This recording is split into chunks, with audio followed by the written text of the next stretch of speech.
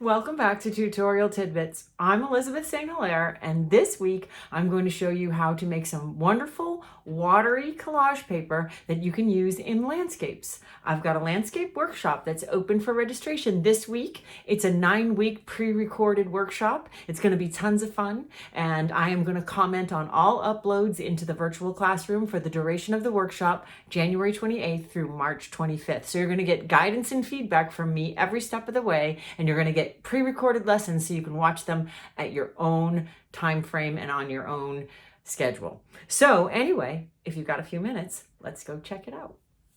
Welcome back.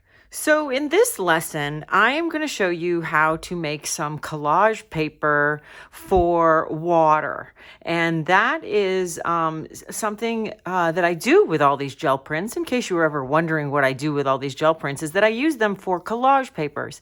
And I've got an online landscape collage techniques workshop that is open for registration this week, and it goes on for 9 weeks, and it is a wonderful, jam-packed, full of information landscape collage workshop. It is pre-recorded, so you can view it at your own time frame. I will be responding and moderating all comments and giving feedback on everything that's uploaded into our virtual classroom for the duration of the 9 weeks, and that is January 28th through March 25th.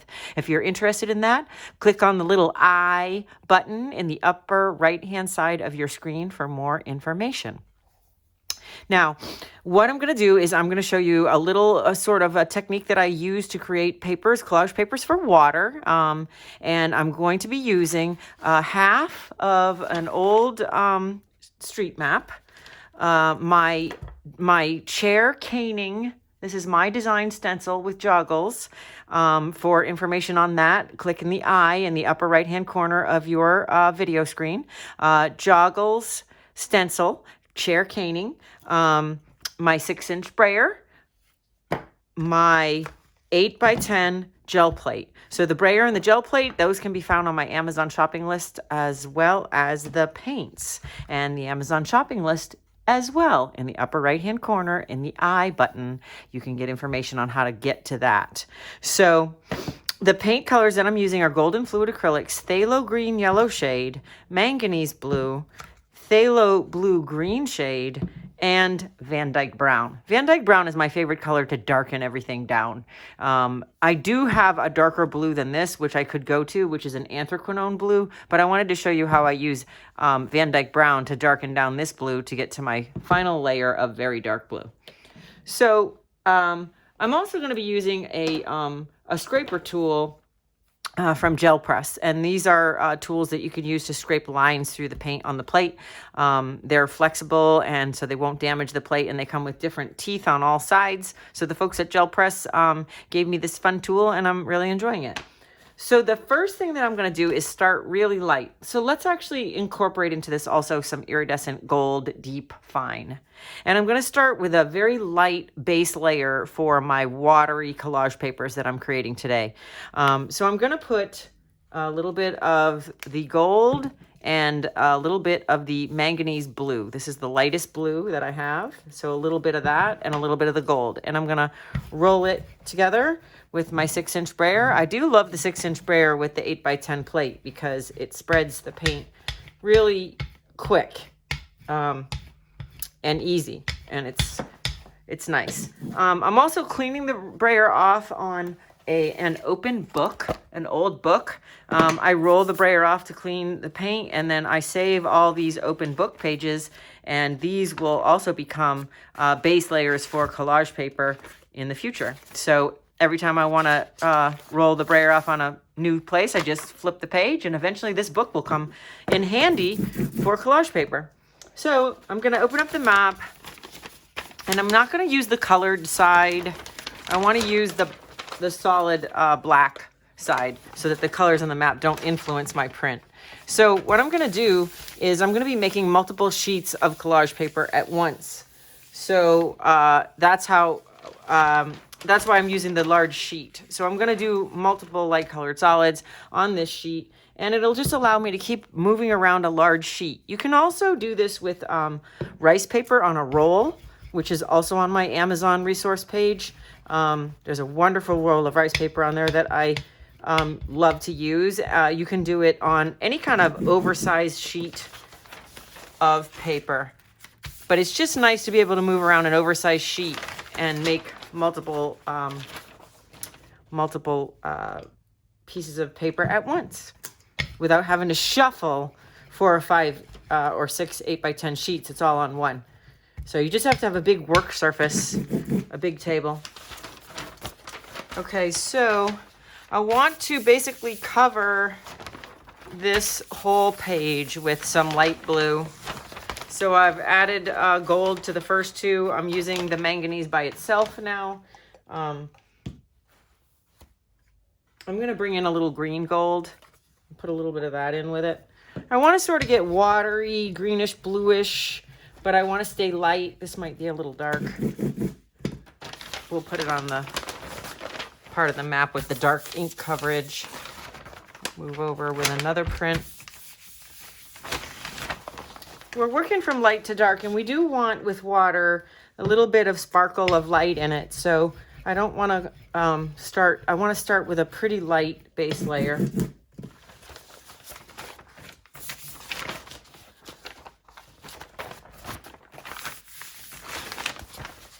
All right, so this is pretty good. We've got a wide range. We've got some golden blue, blue, blue, green. So then the next step is to go a little darker with the blue. So I'm going to go to the phthalo blue green shade, and I'm going to roll that out. I'm going to take the gel press scraper, and I'm just going to scrape some horizontal, slightly wiggly lines through that blue. I'm going to put the chair caning stencil into that, and I'm going to come back here and go over my light colored solid. I'm going to use a light touch so that there's still paint on the plate, and I'm going to shift it and do a second one. So now I've got this nice watery effect because I scraped through that dark blue. I could probably do another print here. So that's my third one. Each one is getting a little bit lighter, and I'll do a fourth one. And this again is the beauty of the large sheet of paper or the rice paper on a roll. You get to move around really quickly. So now we're starting to get some really interesting watery layers. So I've got a ghost print here when I lift this up that's also got stripe marks through it. So I'm going to put that onto this section right here, and I've got more, so I'll move and print it again. So now I've added another layer of the ghost print onto here. All right, so this is the watery effect that I'm really looking for though, and I'm just going to keep printing the ghost prints around here so that I don't waste any paint or any paper. So now I'm going to go down to a little bit darker with the blue. So I'm going to use, again, the phthalo blue green shade, and I'm going to add a little bit of that manganese blue. I'm sorry, Van Dyke brown. Now the Van Dyke brown is going to darken this down, and this will be our third layer.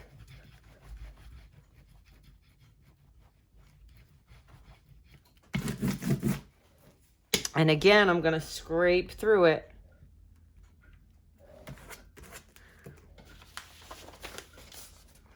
Add the chair caning stencil and go back over my first two watery layers. So I'm going to do first print and a second print. I've got still more, so I'm going to do a third and a fourth. So here, and then I'm going to grab my ghost print and put that down here. And again.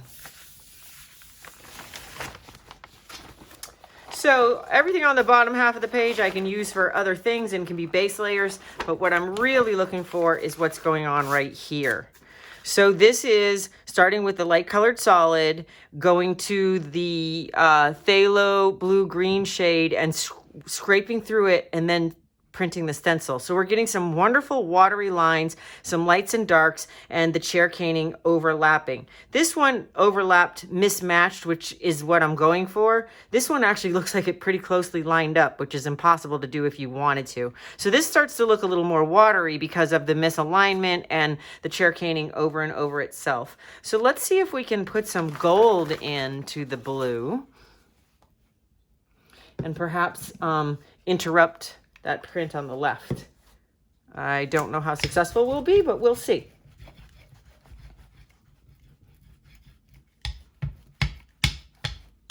So I'm using the gold because gold is metallic and the metallics are opaque. So an opaque metallic color will show up over this dark blue.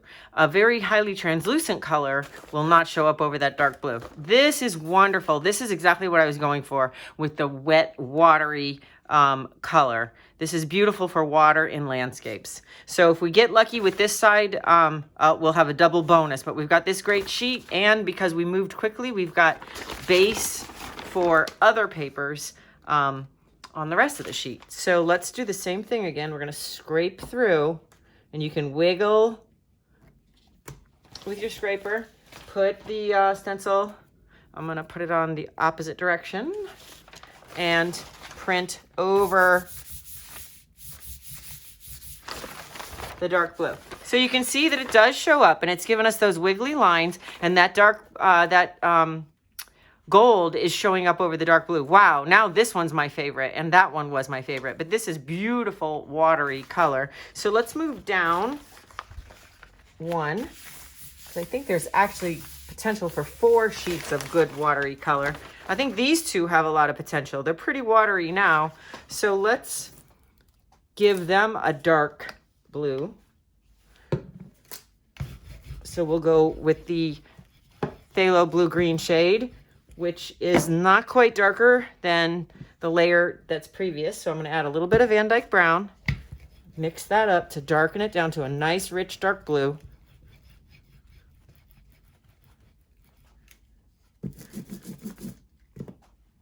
And we're going to scrape through it, wiggling with the scraper. Put the chair caning stencil in and line it up with the second print. Ooh, I love that. And then we're going to move that over here.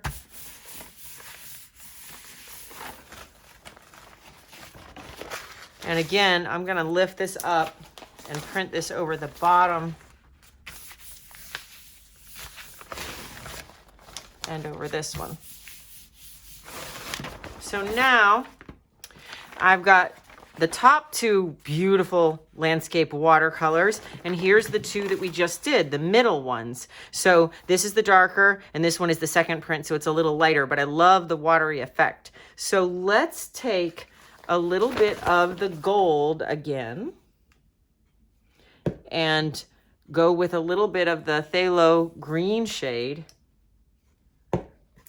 and get like a a greenish gold.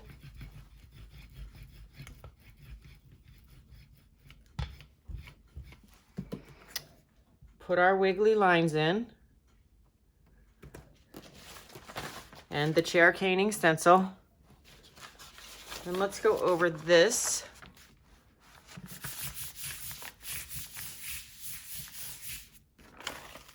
Ooh, liking the green. So I'm going to shift and do that over this one. So now I've just done these 2 in the middle with the gold and green, and we're getting watery again.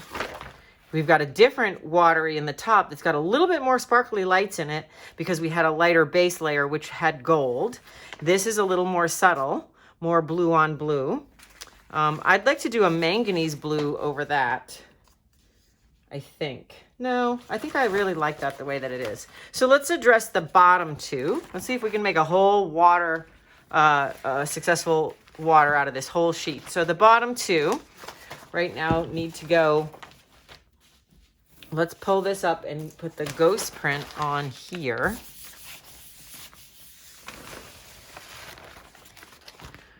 And that's subtle because it's a ghost print, but it is there. So let's use these are getting pretty dark, so we're going to use the metallic gold again, and a little bit of the manganese.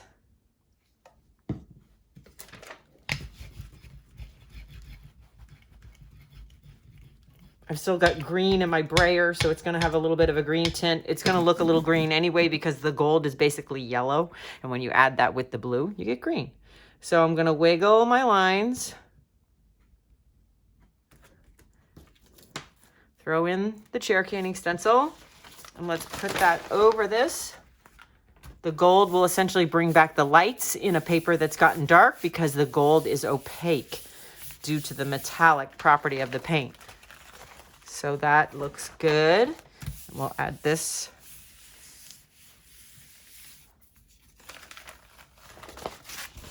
So now we're getting water on the green shade down here. So this is really lovely. We've got dark blue and blue water on the top part of the paper, and now we've got sort of a greenish blue water. So this is lovely as well. So that's our last corner. I think that I could go with the very dark blue on that one and it would work. So let's go Van Dyke Brown and Phthalo Blue and mix up that nice dark. There's still gold on the plate, so that's going to lighten it a little bit. It's not going to be as dark as the one that we did that didn't have some gold left over on the plate. We're going to scrape through with a little wiggle. Put down the chair caning stencil and go over this one. And this will be the dark top layer.